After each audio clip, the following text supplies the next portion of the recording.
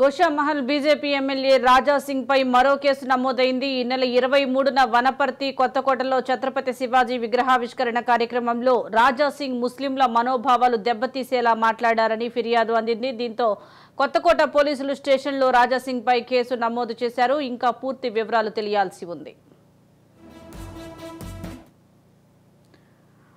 దీనికి సంబంధించి మరింత సమాచారం మా ప్రతినిధి స్వప్న అందిస్తారు. స్వప్న, చెప్పండి, గోషామహల్ బీజేపీ ఎమ్మెల్యే రాజా సింగ్ పై పోలీసులు కేసు నమోదు చేసినట్లుగా తెలుస్తోంది. అప్డేట్స్ ఏంటి?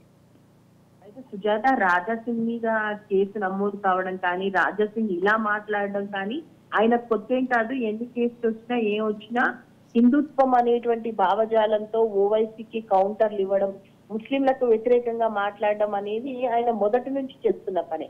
అయితే మొన్న జరిగినటువంటి దాంట్లో ఆయన చేసినటువంటి వ్యాఖ్యలు ఏంటంటే, ఒకటే దేశం ఉన్నప్పుడు ఒకటే యూనిఫామ్ సివిల్ కోడ్ ఎందుకు రాకూడదు, యూనిఫామ్ సివిల్ కోడ్ అనేది ఒకటి వస్తే అప్పుడు తెలుస్తుంది ఓవైసీకి ఎలా మనుగడ సాధిస్తారు. ఇద్దరికంటే ఎక్కువ పిల్లలు ఉంటే ఎట్టి పరిస్థితుల్లోనూ ప్రభుత్వం నుంచి వచ్చేటువంటి ఏవి రాకుండా చూస్తాం. రోహింగ్యాలను అయితే ఎక్కడికి పంపించాలో అక్కడికి పంపిస్తాం, మేము కట్టుదిట్టమైనటువంటి చర్యలు తీసుకుంటున్నాం అని మాట్లాడుతూనే ఆయన అన్న మాట ఏంటంటే, ఇప్పుడు మేము 3 దేవాలయాలు మాత్రమే అడిగాము. అంటే ఇప్పుడు అయోధ్యకు సంబంధించి కానీ, కాశీ కానీ, మధుర కానీ ఏవైతే కేసెస్ నడుస్తున్నాయి ఇవి అడిగాము.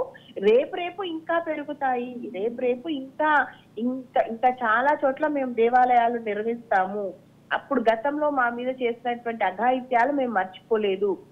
అదేవిధంగా ఓవైసీ మాట్లాడుతూ, మేము బాబ్రీ మసీద్ ఎప్పటికీ మాకు సజీవంగానే ఉంటుంది, దాని గురించి మా పిల్లలకు చెప్తాము అన్నారుగా. చెప్పండి, అట్లాంటి ఇంకా చాలా ఉంటాయి, అవి కూడా మీ పిల్లలకు చెప్పాల్సి వస్తుంది.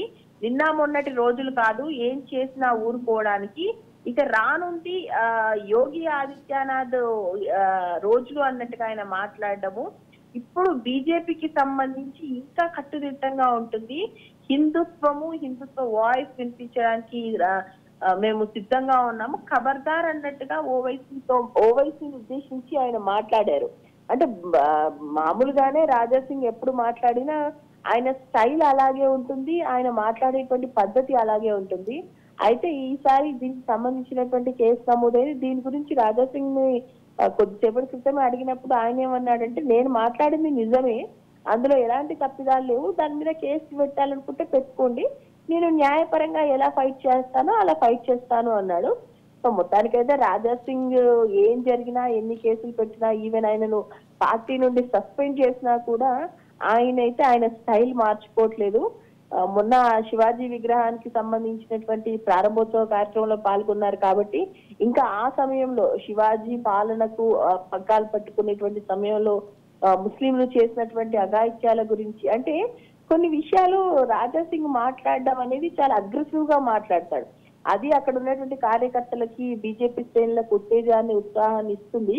కాకపోతే అది ముస్లిం మనోభావాలను దెబ్బతీసేలా ఉంది అని చెప్పేసి వాళ్ళు కేసులు వేయడం అనేది ఇది కామన్ గా జరుగుతూ వస్తుంది. ఆయన మీద ఇప్పటివరకే చాలా కేసులు ఉన్నాయి.